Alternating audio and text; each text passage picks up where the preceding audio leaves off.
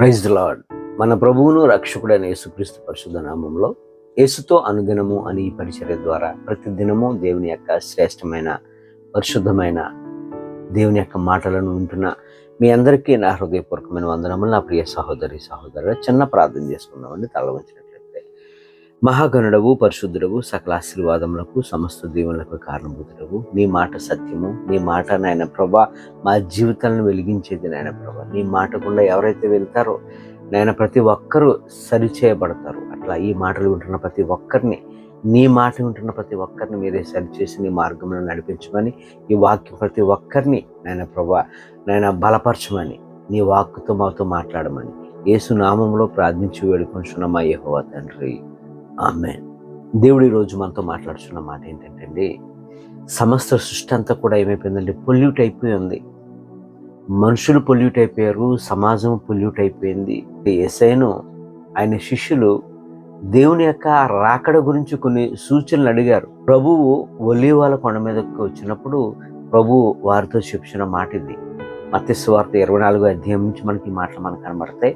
అక్కడ ప్రభువుని అడుగుతున్నారు, అయ్యా రాకడకు సూచనలు మాకేమన్నా చెప్తావా ప్రభువా అంటే, మొదటగా ప్రభు వారికి చెప్పిన మాట ఏంటంటే, ఎవడును మిమ్మును మోసపరచకుండా చూసుకొనండి.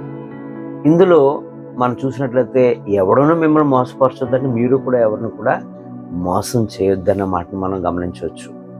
అలాగే రెండోదిగా మనం చూసినట్లయితే, అనేకులు నా పేరట వచ్చి క్రీస్తునని చెప్పి మిమ్మల్ని మోసపరుస్తారు. అలాగే జరుగుతూ ఉన్న ప్రస్తుత కాలంలో కూడా. మూడోదిగా మనం చూసినట్లయితే, మీరు యుద్ధముల గురించి, యుద్ధ సమాచారముల గురించి వినబోదురు.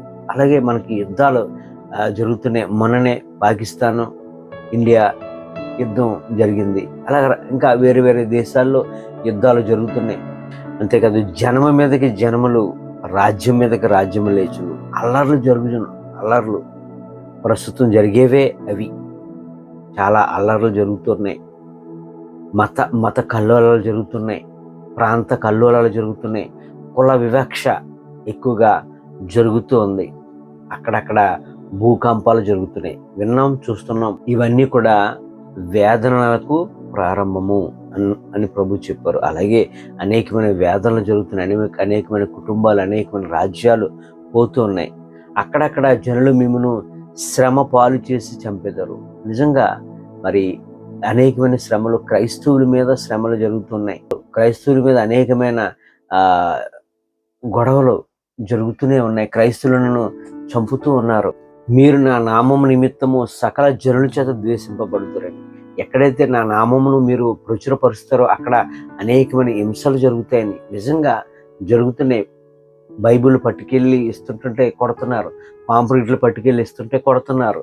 అలాగే ఒక ఏదైనా సత్యాన్ని క్రైస్తవులు పేరట ఒక నిలబడే ఒక వ్యక్తులను ఏం చేస్తున్నారు, చంపేస్తున్నారు దారుణంగా.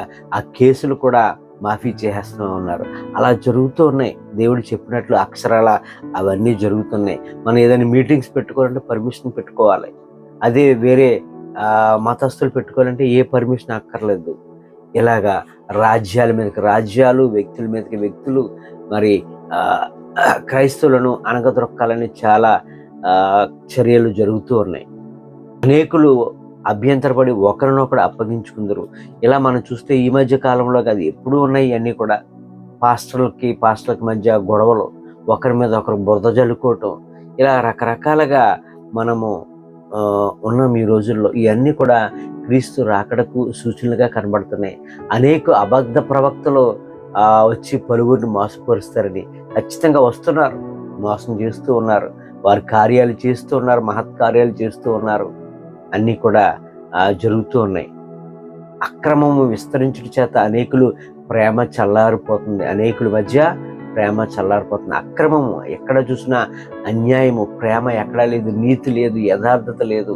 ఇంకా ఎవరిలో చూసినా నేను బ్రతకాలని ఒకరిని చంపి ఒకరిని బ్రతికే విధంగా తయారైపోయిన పరిస్థితులు. ప్రేమ లేదు, కుటుంబాల్లో ప్రేమ లేదు, అన్నదమ్ముల మధ్య ప్రేమ లేదు. అయినప్పుడు కూడా అంతం వరకు సహించువాడు రక్షింపబడిన ప్రభు మరలా మనతో మాట్లాడుతున్నారు. మరియు ఈ రాజ్య సువార్త సకల జన్మలకు ప్రకటింపబడుతుంది. ఇలా జరుగుతాయని ప్రకటింపబడుతుందని ప్రభు చెప్పారు. అప్పుడు అంతం వస్తుంది, అంతవరకు అంతం రాదని ప్రభు చెప్పారు. యోదయలో ఉండేవారు ఎలా ఉంటారంటే కొండలకు పారిపోవాలి ఆ శ్రమల్లో.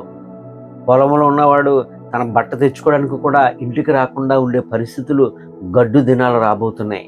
అయ్యో ఆ దినములలో ఆ గర్భిణీలకు చాలా శ్రమ అని ప్రభు మాట్లాడుతున్నారు.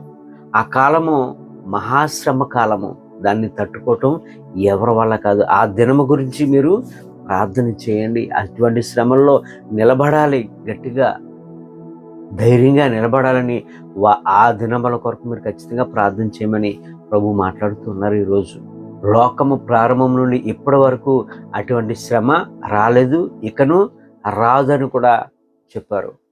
అటువంటి శ్రమల్లో చాలామంది ఏమంటారంటే ప్రభు అక్కడ చూసాం, మేము ప్రభుని ఇక్కడ చూసామని చాలామంది మాట్లాడుతూ ఉంటారు. వీటిని కూడా నమ్మొద్దు. గొప్ప గొప్ప సేవకులే మారిపోతారు ఇటువంటి మహత్ కార్యాలను బట్టి. వాక్యాన్ని నమ్మేవారే మారిపోతారు. వాక్యం మీద ఆధారపడిన సేవకులే మారిపోయి ప్రవక్తల మాటలని, మహత్ కార్యాలని, ఆశ్చర్య కార్యాలని వారు ఏదైనా చెప్పేదానికి ఏమైపోతారంటే మారిపోతారు. అపవాది వారిని అలాగా మార్చేసే విధంగా ఉంటుంది. అలాగే జరుగుతుంది కూడా ప్రస్తుతం. వారు ప్రలోభాలకు గురైపోతారు.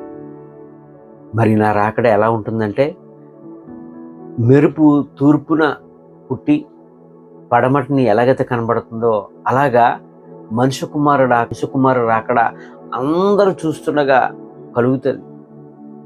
అప్పుడు శ్రమలు ముగింపబడిన వెంటనే చీకటి సూర్యుని కమ్ముతుంది, చంద్రుడు కాంతినివ్వడు, నక్షత్రాలు రాలిపోతాయి. అప్పుడు మనుష్య కుమారుడు రాకడ మీరు చూస్తారని ప్రభు మాట్లాడుతున్నారు. చాలా జరుగుతున్నాయి, ఇంకా చాలా జరగబోయే ఉన్నాయి. అతి సమీపంగా ఉంది దేవుని యొక్క రాకడ. ప్రభు ఏది చెప్పారో అదే అక్షరాల జరుగుతూ ఉంది. అవన్నీ మనం కళ్ళారా చూసాము, కొన్ని విన్నాము. కాబట్టి శ్రమకు సమస్తమును మనము సిద్ధపడి ఉండాలి. దేవుని యొక్క రాకడ అతి సమీపంగా ఉంది. ప్రస్తుతము క్రైస్తవులకు ఎక్కడ కూడా స్వేచ్ఛ లేని దుస్థితి ఏర్పడింది. కనుక ఈ మాటలు ఉంటున్న నా ప్రియ సహోదరుడా, రాకడ కొరకు మనం ప్రార్థన చేద్దాం. రాకడలో వచ్చే శ్రమల నిమిత్తంగా ప్రజలందరూ ధైర్యంగా నిలబడి, ధైర్యంగా ప్రభుని చూస్తూ, ప్రభు కొరకు ఆరాటపడేవారిగా మనం ఉండాలని మనం నిత్యము ప్రార్థించేవారిగా ఉందాం.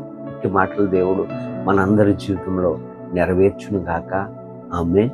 God bless you.